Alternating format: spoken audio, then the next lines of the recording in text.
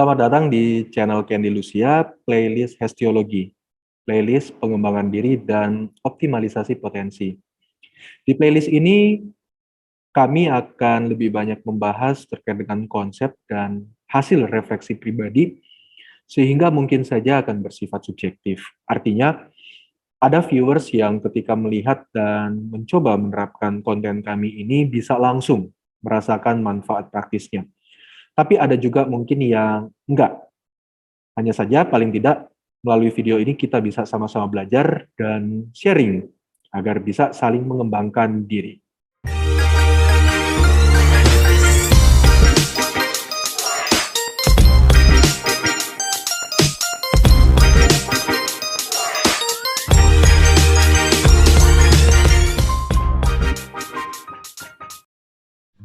Salah satu hal yang bikin kita nggak bahagia adalah ketika orang lain menyakiti hati kita, atau kita yang menyakiti diri sendiri. Ketika hal ini nggak kita akomodasi, maka akan muncul perasaan nggak bahagia yang bisa aja terus-menerus menyelimuti kita. Emosi negatif pun akan mempengaruhi kehidupan kita. Lalu, apa yang bisa kita lakukan supaya kita bisa bahagia ketika menghadapi kondisi kayak gini? Pada konten hari ini, saya mau menawarkan satu argumentasi bahwa ketika orang lain berbuat jahat kepada kita, ketika orang lain mengecewakan kita, ketika kita mengecewakan diri kita sendiri, maka memaafkan adalah jalan yang terbaik. Tapi terhadap siapa kita akan melakukan pemaafan itu? Ya, ke semuanya. Ke diri kita atas kesalahan yang telah kita lakukan sehingga membuat orang lain terluka, ke diri kita juga atas perilaku kita yang membuat kita nggak bisa optimal dalam membangun relasi dengan sesama, ke orang lain yang sudah menyakiti kita, dan ke siapapun yang paling tidak dari segi perkataan, perbuatan, tingkah laku kita menyakiti mereka. Mengapa memaafkan? Ketika ada orang yang menjahati kita atau kita sendiri menjahati diri sendiri, maka akan ada emosi-emosi negatif yang muncul di kita, benar ya? Ada perasaan marah, ada perasaan kecewa, ada perasaan sedih, dendam, frustasi, dan bahkan bisa saja perasaan marah tersebut, emosi negatif ini akan mengarah pada depresi ketika hal tersebut sudah terjadi berlarut-larut. Dampaknya apa? Mulai dari kita mengalami gangguan tidur, mengalami gangguan makan, gangguan terhadap aktivitas kita sehari-hari, kita hidup nggak tenang, nggak merasa damai, dan pada puncaknya kita merasa nggak bahagia. Rasa sakit yang muncul akibat emosi negatif itu ibarat luka yang ada di badan kita. Nah, memaafkan adalah obat untuk luka kita sendiri. Jadi, semakin kita menunda untuk mengobati luka tersebut, maka luka itu akan menjadi semakin parah dan hanya akan merugikan diri kita sendiri. Apakah memaafkan adalah hal yang susah? Tentu sangat susah. Tidak hanya susah, memaafkan adalah hal yang menyakitkan pula. Bahkan mungkin bagi sebagian orang ketika dia akan terlibat dalam proses memaafkan, itu menjadi suatu proses yang sangat menyakitkan. Memaafkan ini adalah kata yang sangat mudah diucapkan, tapi kita nggak bisa memungkiri memaafkan itu adalah hal yang sulit untuk dilakukan. Ketika kita mengatakan aku memaafkan kamu, itu nggak menjadi bukti bahwa seseorang benar-benar memaafkan orang yang menyakitinya.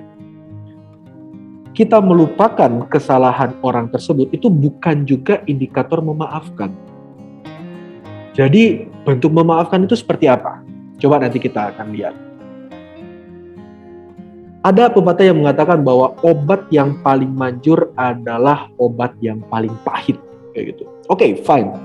Memaafkan itu adalah obat yang paling manjur, kayak gitu.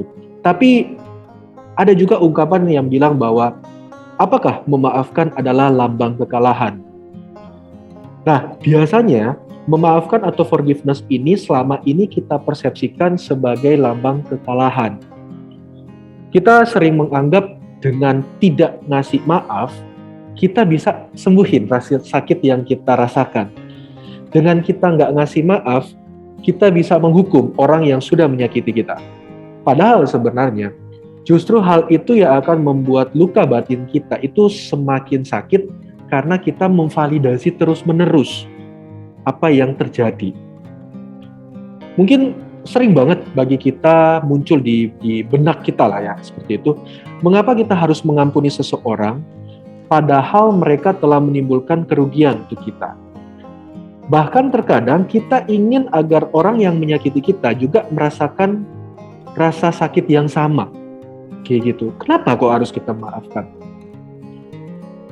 Rekan-rekan, memberi maaf bukan berarti luka yang sudah kita rasakan itu sepenuhnya hilang. Namun kita belajar untuk mengikhlaskan apa yang telah membuat kita terluka. Bukan juga berarti bahwa semuanya akan kembali menjadi normal. Everything is going fine. Everything is going to be okay. No, hubungan dengan orang yang menyakiti akan kembali dekat, ataupun kita akan melupakan semua kesalahan mereka. Enggak, itu bukan memberi maaf. Tindakan memaafkan itu ibaratnya kita ngasih tahu ke diri kita dan ke semua orang, termasuk si pelaku itu, bahwa kejadian di masa lalu itu udah nggak lagi berarti di saat ini. Udah nggak relevan lagi dengan masa sekarang. Dan bahkan tindakan memaafkan itu bisa membuktikan bahwa sebenarnya kita masih bisa hidup dengan baik. Betul, kita nggak membenarkan perilaku salah yang orang itu lakukan, tapi kita nggak memperdulikannya lagi perilaku yang telah dia lakukan untuk apa? Untuk kebahagiaan diri kita sendiri. Nah, sifat besar hati dan mengampuni itu bukan simbol kekalahan, bukan simbol kelemahan. Justru sebaliknya, hanya orang yang kuat dan punya jiwa yang besar mampu untuk melakukannya. Memaafkan akan menguntungkan orang yang menyakiti kita adalah pemikiran yang salah. Sebenarnya, kita yang diuntungkan dari proses tersebut. Jadi, apa aja manfaatnya dari memaafkan itu?